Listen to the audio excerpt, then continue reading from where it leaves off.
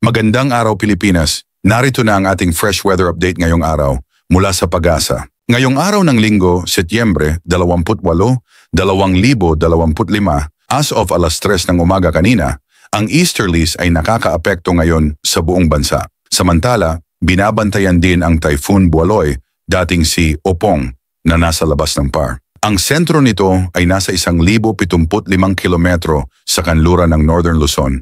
Taglay nito ang lakas ng hangin na umaabot sa 120 kilometro bawat oras malapit sa gitna at bugso hanggang 150 kilometro bawat oras habang kumikilos pa kanluran, hilagang kanluran sa bilis na 25 kilometro bawat oras. Dahil wala ito sa PAR, hindi nito direktang naaapektuhan ang bansa. Gayunpaman, dala ng easterlies ang mainit at maalinsangang panahon na may kasamang mga panakanakang thunderstorms. Metro Manila at halos buong bansa ay makakaranas ng partly cloudy to cloudy skies.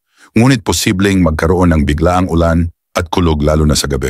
Paalala, mag-ingat dahil ang localized thunderstorms ay maaaring magdulot ng flash floods at landslides. Samantala, sa kondisyon ng hangin at dagat, light to moderate winds mula northeast hanggang southeast ang mararanasan sa buong bansa, na may alon na slight to moderate o 0.6 hanggang 2.5 meters. Safe pa rin ang biyahe ng mga maliliit na sasakyang dagat pero dapat maging alerto sa thunderstorm activity. Sa kabuuan, wala munang matinding sama ng panahon pero manatiling alerto at nakatutok sa mga susunod na abiso ng Pag-asa.